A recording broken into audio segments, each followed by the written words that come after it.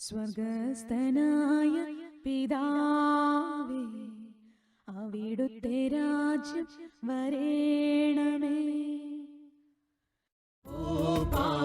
ആത്മാവേ പരന്നിറങ്ങിയിടണേ, നിൻ വിശുദ്ധി എന്റെ വൃത്തി ഇന്നു നീ നിറയ്ക്കണേ.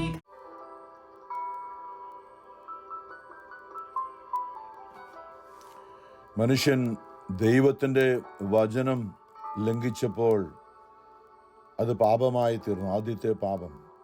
ആദവും ഹവ്വായും ദൈവത്തിൻ്റെ വാക്ക് മറന്നുകൊണ്ട് സാത്താൻ പറഞ്ഞ വാക്ക് കേട്ട് ദൈവവചനത്തെ ലംഘിച്ചപ്പോൾ തിന്മയുടെ സ്വാധീനം മനുഷ്യന് കടന്നു വന്നു. 33 നമ്മൾ വായിക്കുന്നുണ്ട്, പാപം ചെയ്ത മനുഷ്യനെ ഏദൻ തോട്ടത്തിൽ നിന്ന് ദൈവം പുറത്താക്കി. നമുക്കറിയാം, കാരണം ഏദൻ തോട്ടം നിത്യതയാണ്. മനുഷ്യൻ മരിക്കാനായിട്ടല്ല ദൈവം സൃഷ്ടിച്ചത്. ദൈവത്തിൻ്റെ സ്വന്തം ഛായയിൽ എന്നും ദൈവത്തോടുകൂടെ ആയിരിക്കാനായിട്ട്, മരണമില്ലാത്തവനായി ജീവിക്കാനായിട്ടാണ് ദൈവം സൃഷ്ടിച്ചത്. കാരണം ദൈവം അനന്തതയാണ്, അനശ്വരതയാണ്. ആൽഫായും ഒമേഗായും, ആദ്യനും അന്തിനും എന്നൊക്കെ ഈശോ പറഞ്ഞു. ദൈവം ഒരിക്കലും ആരംഭിച്ചിട്ടില്ല, അവസാനിക്കാനും പോകുന്നില്ല. മനുഷ്യബുദ്ധിക്ക് ഉൾക്കൊള്ളാൻ പറ്റാത്തൊരു കാര്യമാണ്. പക്ഷേ ഏദൻ തോട്ടത്തിൽ മനുഷ്യൻ സാത്താൻ്റെ അടിമത്തിൽ പോയപ്പോൾ അമർത്യനായി സൃഷ്ടിച്ച മനുഷ്യൻ പാപത്തിൽ എന്നും അമർത്യനായിരിക്കും, എന്നും പാപത്തിൽ തന്നെ ആയിരിക്കും. മനുഷ്യനെ ഒരിക്കലും വീണ്ടെടുക്കാൻ പറ്റാതെ അമർത്യമായ ആത്മാവുള്ള മനുഷ്യൻ പാപത്തിൽ അമർത്യനായിരിക്കും. അത് സംഭവിക്കാതിരിക്കാനാണ് ദൈവം പാപമുള്ള മനുഷ്യനെ മരണമുള്ളവരാക്കി മാറ്റി മരണശേഷം നിത്യമായ ജീവനിലേക്ക് തിരികെ കൊണ്ടുവരാൻ. ഈ ഭൂമിയിലെ ജീവിതം തീർന്ന് നാം മരിക്കുമ്പോൾ നമ്മുടെ ആത്മാവ് നിത്യതയിൽ എത്താൻ തക്കവണ്ണുള്ളൊരു സംവിധാനം അത് ദൈവം മനസ്സോടെയാണ് ആദ്യത്തെ ഹവ്വായെയും മരണമില്ലാത്ത അവസ്ഥയിൽ നിന്നും മരണമുള്ള അവസ്ഥയിലേക്ക്. നമുക്ക് മരണം ദുഃഖകരമാണ്, മരണം വേദനാജനകമാണ്. പക്ഷേ നാം ജനിച്ചാൽ നാം മരിച്ചേ പറ്റൂ. പാപത്തിൻ്റെ പ്രവർത്തനം മൂലമാണ് എല്ലാ മനുഷ്യരിലും ആ പാപത്തിൻ്റെ ഭരണം ഉള്ളതുകൊണ്ട് പാപം മനുഷ്യനെ മരണത്തിലേക്ക് നയിക്കുന്നു. എന്നാൽ യേശുക്രിസ്തു ദൈവം മനുഷ്യനായി വന്നുകൊണ്ട് ഭൂമിയിൽ ജീവിച്ച് മനുഷ്യന്റെ മരണം തൻ്റെ മേൽ ഏറ്റെടുക്കുകയാണ്.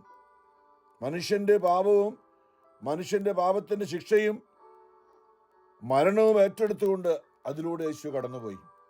നാം നടന്ന അതേ വഴിയിലൂടെ അവൻ നടന്നു. പക്ഷെ അവൻ ആദ്യമായി മരിച്ചവരിൽ നിന്നും അവൻ ഉയർത്തെഴുന്നേറ്റു. അതുവരെ മരിച്ചവരെല്ലാം കല്ലറയിൽ അടക്കം ചെയ്യപ്പെട്ടു. അവരുടെ സ്വരം ആരും കേട്ടില്ല.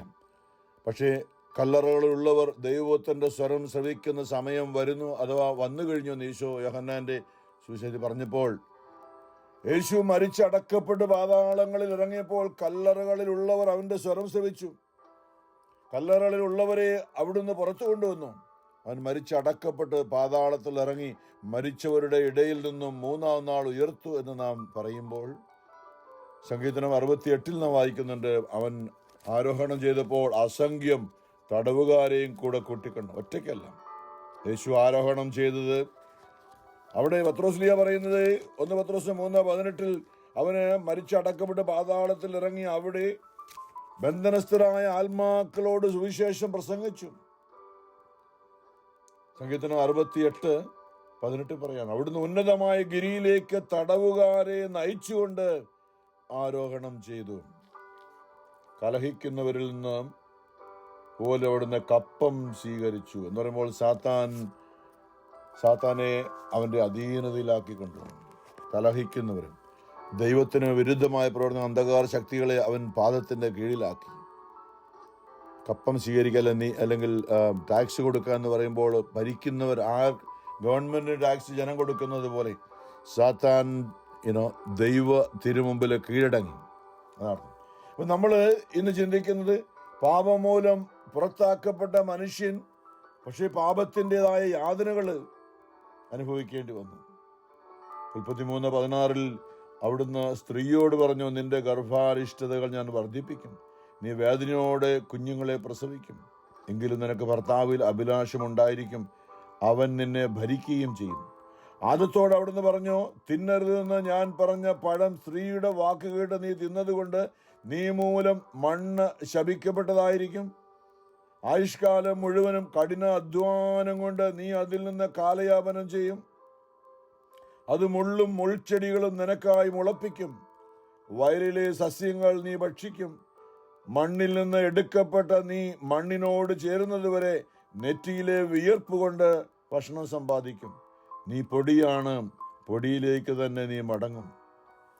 അപ്പൊ പാപത്തിൻ്റെതായി അധ്വാനവും ഭാരവും നമ്മളുടെ ജീവിതത്തിൽ, പക്ഷെ ദൈവമായ കർത്താവ് ഭൂമിയിൽ മനുഷ്യനോട് ഇടപെട്ട പ്രവാചകന്മാരിലൂടെ, മോശയിലൂടെ 10 കൽപ്പനകൾ നൽകി, പ്രവാചകന്മാരിലൂടെ ദൈവീയ കൽപ്പനകളെ പാലിക്കാനായിട്ടുള്ള പ്രേരണ നൽകി, ദൈവത്തിൻ്റെ വഴിയിൽ, സംരക്ഷണത്തിൻ്റെ ഒരു വഴിയിൽ നടത്തുന്ന കരുണയുള്ള ഒരു ദൈവത്തെ നമ്മൾ കാണുക. നമ്മളോട് നീതിമാനായ ദൈവം നമ്മളെ സഹനത്തിലേക്ക് വിട്ടുകൊടുത്തെങ്കിലും ദൈവം നമ്മളോട് കരുണ കാണിച്ചുകൊണ്ട് ഇറങ്ങി വന്ന് നമ്മളുടെ കൂടെ നമുക്ക് വേണ്ടി പാപഭാരം തൻ്റെ ചുമതിൽ കുരിശായി വഹിച്ച് നമുക്ക് പകരമായി പീഡ സഹിച്ച് നമ്മളെ മരിച്ച് പാതാള അവസ്ഥയിൽ നമ്മളെ നിത്യതയിലേക്ക് ഉയർത്തി. കൊളോസ്യ ലേഖനത്തിൽ പൗലോസ് പറയുന്നത് പോലെ യേശുക്രിസ്തു നമുക്ക് വേണ്ടി മരിച്ച്, നമുക്ക് വേണ്ടി അടക്കപ്പെട്ടവൻ നമുക്ക് വേണ്ടി ഉയർത്തെഴുന്നേറ്റു എന്ന് പറയുമ്പോൾ നമ്മളും ഇന്ന് അവനോടൊപ്പം സ്വർഗത്തിൽ അവൻ്റെ അവനിരിക്കുന്ന ഇടത്ത് നമ്മളെ ഇരുത്തിയിരിക്കുകയാണ്. നമ്മളും അവിടെ എത്തേണ്ടവരാണ്. നമുക്കൊരു സ്ഥലം അവിടെ ഒരുക്കിയിട്ടുണ്ട്. ഓരോ മനുഷ്യനും താൻ നിത്യതയിൽ, അല്ലെങ്കിൽ നിത്യതയിലേക്ക് എല്ലാവരും മടങ്ങി വരേണ്ടത് കൊണ്ട് നിത്യതയിലേക്ക് എത്തിയ ഈശോ അവിടെ പറഞ്ഞില്ലേ, ഞാൻ പോയി നിങ്ങൾക്കാ ഒരു സ്ഥലം ഒരുക്കിയിട്ട്. ഇത് ചുമ്മാ ആലങ്കാരികമായിട്ടല്ല, അത് ശരിക്കും നിത്യമായ ജീവിതത്തിൽ എന്നും മരണമില്ലാത്തവരാ നാം ആയിരിക്കേണ്ട പ്രക്രിയ. അത് നമ്മുടെ ഈ മരണശേഷം നമ്മുടെ ആത്മാവ് നിത്യതയിൽ ദൈവത്തോടൊപ്പം ആയിരിക്കേണ്ടതിന് ഈശോ നിത്യമായ സ്വർഗം എന്ന് നമ്മൾ പറയുന്നത് ഇറ്റേണിറ്റിയാണ്. അതായത് മരണമില്ലാത്ത നമ്മുടെ ഒരു അവസ്ഥയാണ്. ഇപ്പം നമ്മുടെ മരിച്ചുപോയവരൊക്കെ പോയിരിക്കുന്ന അങ്ങോട്ടാണ്, മരണമില്ലാത്ത അവസ്ഥയിലേക്കാണ്. അപ്പം മരണമില്ലാത്ത അവസ്ഥയിലേക്ക് എത്തുവാൻ നാം ദൈവത്തോട് ചേർന്ന് നിൽക്കണം. കാരണം ദൈവം മാത്രമാണ്, മറ്റ് ഒരുവനും രക്ഷയില്ല. വഴിയും സത്യവും ജീവനും ഞാനാകുന്നു, എന്നിലൂടെ അല്ലാതെ ആരും പിതാവിലേക്ക് എത്തുന്നില്ല. അപ്പം നമ്മൾ അവനോട് ചേർന്ന് നിൽക്കുവാനായിട്ട്, അവൻ്റെ വാക്കുകൾ അനുസരിക്കുവാനായിട്ട് അല്ലേ. നമ്മൾ പലപ്പോഴും ചിന്തിച്ചാണ് ഏലിയ പ്രവാചകൻ ആഗ്നേയ രഥങ്ങളിൽ സ്വർഗത്തിലേക്ക് എടുക്കപ്പെടുന്ന സമയം ഏലിയായുടെ ശിഷ്യനായ എലീഷ ഇതറിഞ്ഞുകൊണ്ട് പറയുകയാണ്, നീ പോകുമ്പോൾ നിന്റെ അഭിഷേകത്തിൻ്റെ ഇരട്ടി പങ്ക് എനിക്ക് തരണം എന്നൊക്കെ പറയുമ്പോൾ എലിയ പറഞ്ഞൊരു കാര്യമുണ്ട്. എലീഷയോട്, ഞാൻ എടുക്കപ്പെടുന്നത് നീ കാണുകയാണെങ്കിൽ ഒരു പക്ഷേ നിനക്ക് കിട്ടും. വളരെ ദുഷ്കരമാണ്, പക്ഷെ ഞാൻ എടുക്കപ്പെടുന്നത് നീ കാണുകയാണെങ്കിൽ നീ ആഗ്രഹിച്ചത് നിനക്ക് കിട്ടിയേക്കും എന്ന് പറഞ്ഞാൽ അതിൻ്റെ അർത്ഥം നമുക്കറിയാം, ഏത് നിമിഷം എടുക്കപ്പെടാം. അപ്പം ഏലിയായെ നമ്മൾ വായിക്കുന്നുണ്ട്, അവിടെ എലീഷ ഏലിയായുടെ പുറകെ നടക്കുകയാണ്. ഞാൻ അങ്ങ് അവിടെ പോവുകയാണ്, ഇവിടെ പോവുകയാണ് എന്നൊക്കെ ഏലിയ പറയുമ്പോൾ എലീഷ പുറകെ പോവുകയാണ്. കാരണം അവൻ്റെ ഒറ്റ ചിന്തയുള്ളൂ, അവൻ എടുക്കപ്പെടുന്നത് എനിക്ക് കാണണം. പ്രിയമുള്ളവരെ, ഈ ഭൂമിയിൽ നമുക്ക് കാണേണ്ടത് ക്രിസ്തുവിൻ്റെ മുഖം ദർശിച്ചുകൊണ്ട് എന്നും നമ്മൾ ജീവിക്കണം. കാരണം അവനിൽ നിന്നും വീണ് കിട്ടിയ ഏലിയ സ്വർഗത്തിലേക്ക് ആരോഹണം ചെയ്തപ്പോൾ അവൻ്റെ മേലങ്കി അത് വീണ് കിട്ടിയത് എലീഷ പ്രവാചകൻ എടുത്തുകൊണ്ടാണ്. ആ മേലങ്കിയുമായിട്ടാണ് ജോർദാൻ നദിയിലേക്ക് എന്നുകൊണ്ട് വെള്ളത്തിന്മേൽ അടിച്ച് ഏലിയ ചെയ്തതുപോലെ പരിശോധിച്ച് നോക്കിയാണ് സംഭവിക്കുന്നുണ്ടോ. അപ്പോൾ ഏലിയ ചെയ്തതുപോലെ ജോർദാൻ നദിയിൽ എലീഷ തുണി കൊണ്ട് അടിച്ചപ്പോൾ, ആ മേലങ്കി കൊണ്ട് അടിച്ചപ്പോൾ വെള്ളം ഇരുവശത്തേക്കും മാറി. വലിയ അത്ഭുതങ്ങളൊക്കെ എലീഷ പിന്നീട് പ്രവർത്തിക്കുന്നുണ്ട്. അപ്പോൾ നമ്മൾ നിരന്തരം കർത്താവിനെ ദർശിച്ചുകൊണ്ടിരിക്കണം. നമ്മൾ അവനെ നിരന്തരം ദർശിച്ചുകൊണ്ടിരിക്കുകയാണെങ്കിൽ അവൻ പറഞ്ഞ വാഗ്ദാനം നമുക്ക് കിട്ടും, നമുക്ക് നിത്യതയിലെത്താൻ സാധിക്കും. അവൻ്റെ ഞാൻ പോയി കഴിയുമ്പോൾ ഞാൻ ചെയ്തതിനേക്കാളും വലിയ കാര്യങ്ങൾ നിങ്ങൾ ചെയ്യുമെന്ന് ഈശോ അപ്പോസ്തലന്മാരോട് പറഞ്ഞു. ഞാൻ പിതാവിൻ്റെ അടുത്തേക്ക് പോകുന്നതുകൊണ്ട് നമ്മളുടെ എല്ലാ മിഴികളും അവനെ ദർശിക്കുന്നു. എല്ലാ മിഴികളും, ദാസന്റെ കണ്ണുകൾ യജമാനന്റെ കയ്യിലേക്ക് എന്ന പോലെ, ദാസിയുടെ കണ്ണുകൾ യജമാനന്റെ കരങ്ങളിലേക്ക് എന്ന പോലെ, കർത്താവെ ഞങ്ങളുടെ കണ്ണുകൾ അങ്ങയിലേക്ക് ഞങ്ങൾ ദൃഷ്ടി ഉറപ്പിച്ച്, സങ്കീർത്തകൻ പറഞ്ഞതുപോലെ.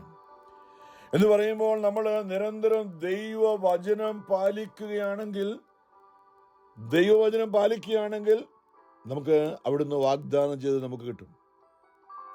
ഏലിയായുടെ പുറകെ നടന്ന് ഏലിയ ആരോഹണം ചെയ്യുന്നത് കണ്ടപ്പോൾ എലീഷായ്ക്ക് അത് കിട്ടിയതുപോലെയും നിരന്തരം നമ്മൾ അവിടുത്തെ അനുഗമിക്കാൻ, അവിടുത്തെ വചനം പാലിക്കാൻ. അപ്പോൾ ഈ ഭൂമിയിൽ അലയുന്ന നമ്മൾ ദൈവവചനം പാലിച്ചു കഴിഞ്ഞാൽ നമുക്കൊരു പ്രൊവിഷൻ, നമുക്കൊരു അനുഗ്രഹം കിട്ടി. അവിടുത്തെ വചനം പാലിച്ചാൽ നമ്മൾ നിത്യതയിലേക്ക് പ്രവേശിക്കാൻ പറ്റും.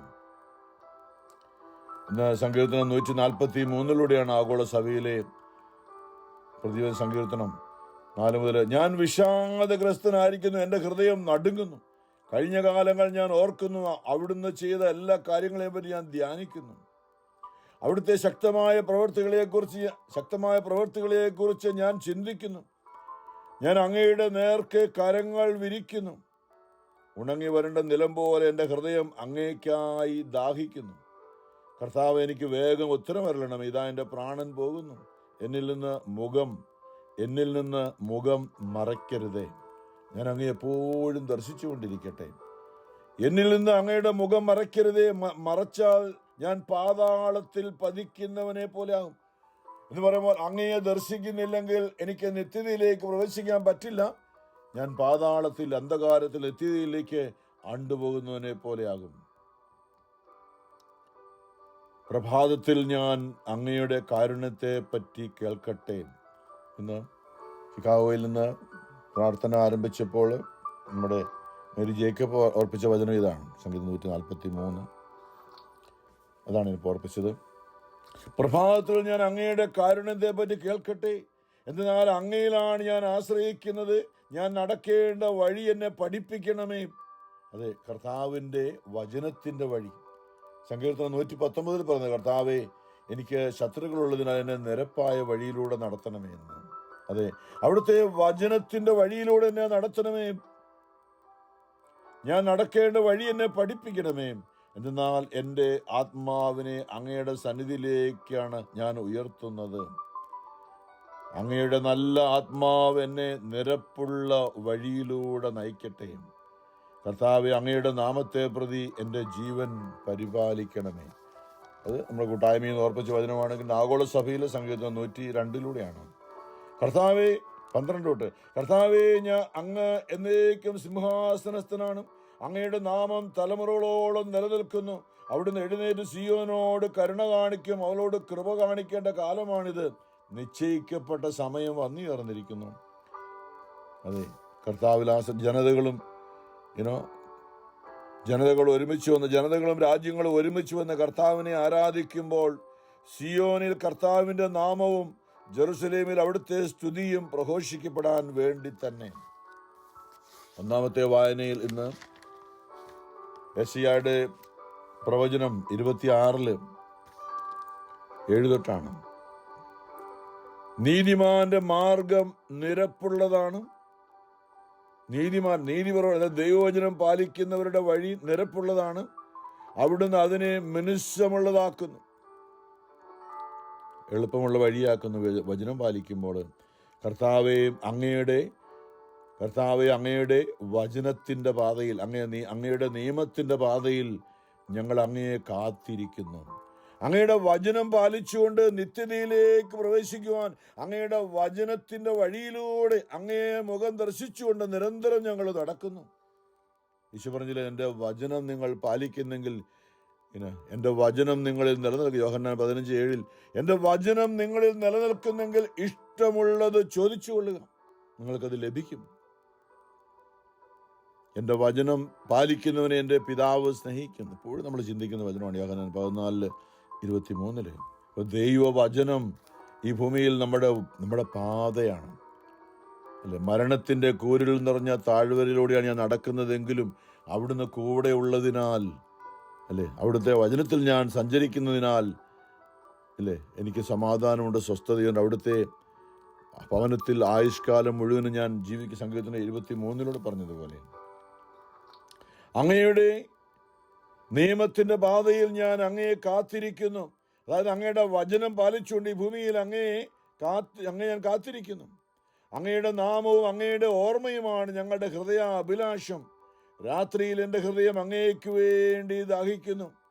എൻ്റെ ആത്മാവ് അങ്ങയെ തേടുന്നു. എന്തെന്നാൽ അങ്ങയുടെ കൽപ്പന, അങ്ങയുടെ വചനം ഭൂമിയിൽ ഭരണം നടത്തുമ്പോൾ ഭൂവാസികൾ നീതി അഭ്യസിക്കുന്നു. ദൈവവചനം പാലിക്കുമ്പോഴാണ് നീതിയും സമാധാനവും മനുഷ്യർക്ക് ലഭിക്കുക. കർത്താവേ, അങ്ങ് ഞങ്ങൾക്ക് സമാധാനം നൽകുന്നു. ഞങ്ങളുടെ പ്രവൃത്തികൾ യഥാർത്ഥത്തിൽ അങ്ങാണ് ചെയ്യുന്നത്.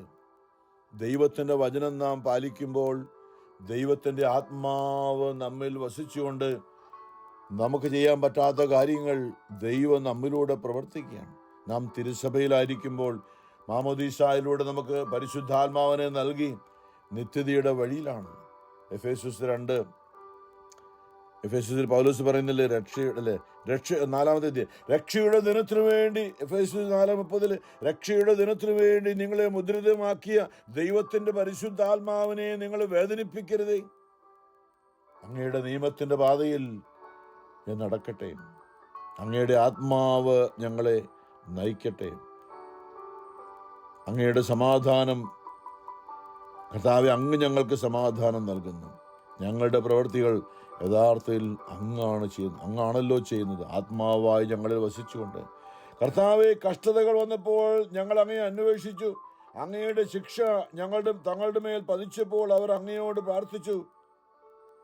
അതെ, കഷ്ടതയും പ്രയാസവും, ഇന്നലെ നമ്മൾ ചിന്തിച്ചു, കഷ്ടതയും പ്രയാസവും ഒക്കെ ദൈവം നമുക്ക് തരുന്നില്ല, ദൈവം അനുവദിക്കുന്നു. നമ്മൾ വഴിതെറ്റിപ്പോയതുകൊണ്ട് നമ്മളെ തിരികെ കൊണ്ടുവരാനായിട്ട് നമ്മളെ നിരന്തരം പീഡിപ്പിക്കുക എന്നുള്ളതാണ് സാത്താൻ്റെ ലക്ഷ്യം.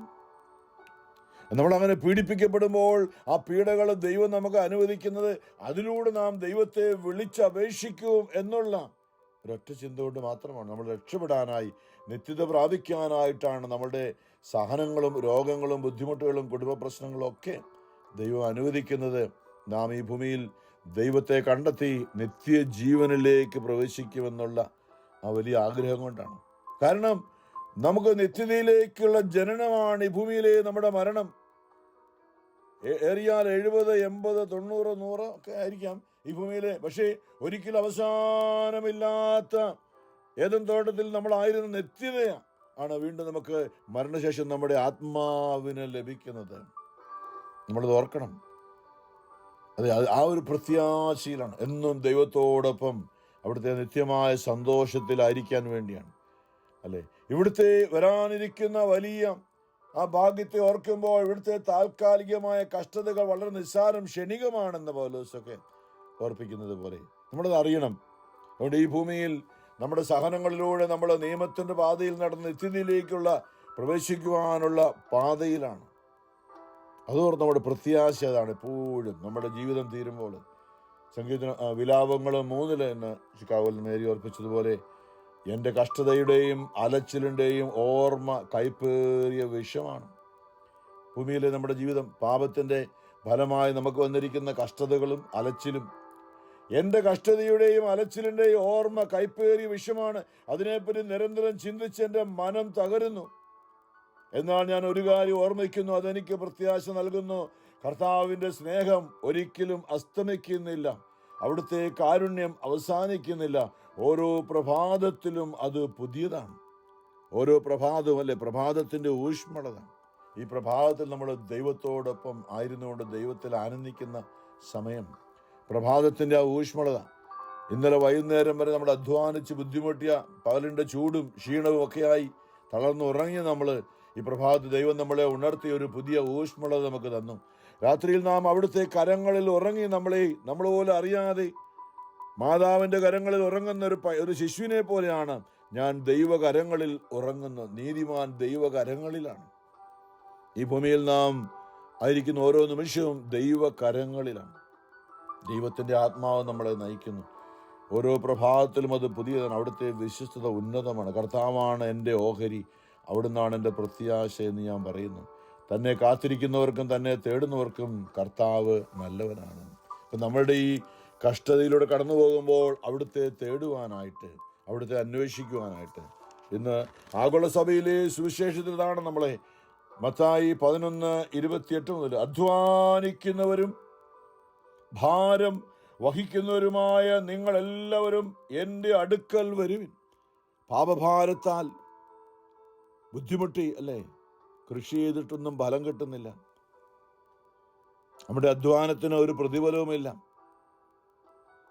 എല്ലാം ആകപ്പാടെ അസ്വസ്ഥമായിരിക്കുമ്പോൾ നമ്മളെ കൈവിടുന്ന കർത്താവല്ല. അവിടുന്ന് വിളിക്കുകയാണ്, അധ്വാനിക്കുന്നവരും പാപഭാരം വഹിക്കുന്നവരുമായ നിങ്ങളെല്ലാവരും. പാപങ്ങളും അല്ലെങ്കിൽ രോഗങ്ങളും ദുരിതങ്ങളും അസ്വസ്ഥതകളും പ്രശ്നങ്ങളും മനസ്സമാധാനമില്ലാതെ ആണെങ്കിൽ ഈശോ വിളിക്കുകയാണ്, വരൂ, നിങ്ങൾ എൻ്റെ അടുക്കിലേക്ക് വരും. അധ്വാനിക്കുന്നവരും ഭാരം വഹിക്കുന്നവരുമായി നിങ്ങളെല്ലാവരും എൻ്റെ അടുക്കൽ വരുവിൻ, ഞാൻ നിങ്ങളെ ആശ്വസിപ്പിക്കാം.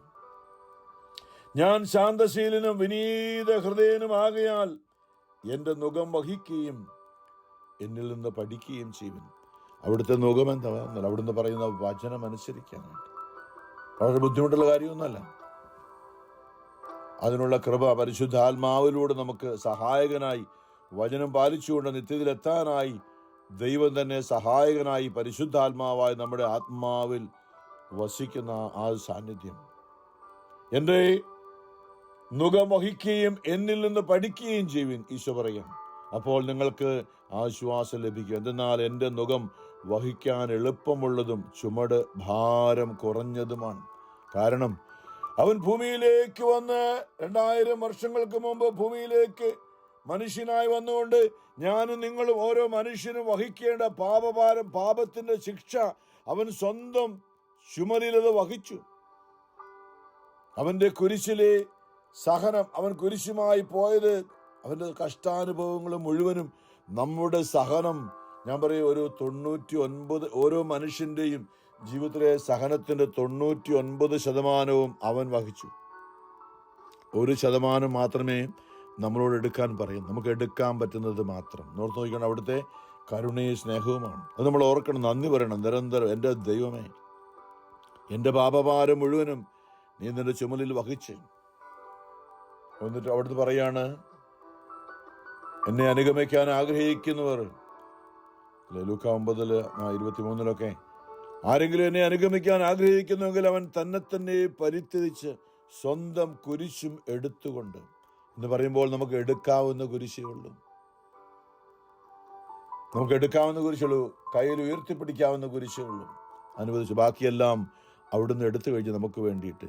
അപ്പോൾ നിങ്ങളുടെ നുകം വഹിക്കാൻ എളുപ്പമുള്ളതും ചുമട് ഭാരം കുറഞ്ഞതുമാണ്. നമ്മുടെ പാപഭാരം മുഴുവനും അവൻ തൻ്റെ മേൽ ഏറ്റെടുത്തു. ഈ ഭൂമിയിൽ നമ്മളെ ആശ്വസിപ്പിക്കുന്നവനായി ഇന്ന് നമ്മുടെ ആത്മാവിൽ വന്ന് വസിക്കുന്ന, കുർബാനയായി കൂദാശയായി മാറിയ, നിത്യതയിൽ നമ്മളെ എത്തിക്കുന്ന, അതെ, കഴിഞ്ഞ ദിവസം നമ്മൾ ചിന്തിച്ച് വാഗ്ദാന പേടകമായി നമ്മൾ മാറണം. നമ്മുടെ ഉള്ളിൽ ആ മന്നായുടെ കലശം, അല്ലെ വിശുദ്ധ കുർബാനയിലുള്ള ഈശോ നമ്മുടെ ആത്മാവിൽ ഉണ്ടായിരിക്കണം. പിന്നെ അവിടുന്ന് നമ്മളെ സ്നേഹിക്കുന്നു, അവിടെ നമ്മളെ തിരഞ്ഞെടുത്തതാണെന്നുള്ള ആ ചിന്ത നമ്മുടെ ഉള്ളിൽ എപ്പോഴും വിശ്വാസം ഉണ്ടായിരിക്കണം. ആ ദൈവവചനം, കൽപ്പനകൾ, 10 കൽപ്പനകളുടെ ആ കൽപ്പനകളാണ് വാഗ്ദാനപ്പെടുന്നുണ്ടായത്. നമ്മളെപ്പോഴും ദൈവവചനം പാലിക്കാൻ ആ വചനം ഹൃദയത്തിൽ ഉറപ്പിച്ചുകൊണ്ട് ഈ ലോകത്തിൽ മുന്നോട്ട് പോകുമ്പോൾ നമ്മുടെ ജീവിതം നിത്യതയിലേക്ക്, നമുക്ക് കഴിഞ്ഞ നമ്മൾ ചിന്തിച്ചില്ലേ, മരണ യോർദാൻ കടന്ന് കാനാൻ ദേശത്തേക്ക് പ്രവേശിക്കുന്ന വാഗ്ദാന പേടകം വഹിച്ചുകൊണ്ട് പോയപ്പോഴാണ്. നമ്മളൊരു വാഗ്ദാന പേടകമായി മാറുകയാണെങ്കിൽ നമുക്ക് മരണം ഒരു ഭയകാരണമല്ല. മരണത്തെക്കുറിച്ച് ഓർക്കുമ്പോൾ ഭയപ്പെടേണ്ട ആവശ്യമില്ല, അല്ലേ? മരണ യോർദാൻ കടക്കുമ്പോഴും അവിടെയും വിശ്വാസി ഭയപ്പെടേണ്ട. മരണത്തെ ജയിച്ചവൻ നമ്മോട് കൂടെയുണ്ട്. നമുക്ക് വേണ്ടി നമ്മുടെ പാപങ്ങളെ വഹിച്ചവൻ കൂടെയുണ്ട്. ആ ഒരു ചിന്ത, വിശ്വാസം, പ്രത്യാശയെ നമ്മുടെ ഉള്ളിൽ നമുക്ക് സൂക്ഷിക്കാം. പരിശുദ്ധ പരമ ദീപകാരുണ്യ നാഥനായ ഈശോയ്ക്ക് എന്നേരവും ആരാധനയും സ്തുതിയും പുകഴ്ചയും ഉണ്ടായിരിക്കട്ടെ.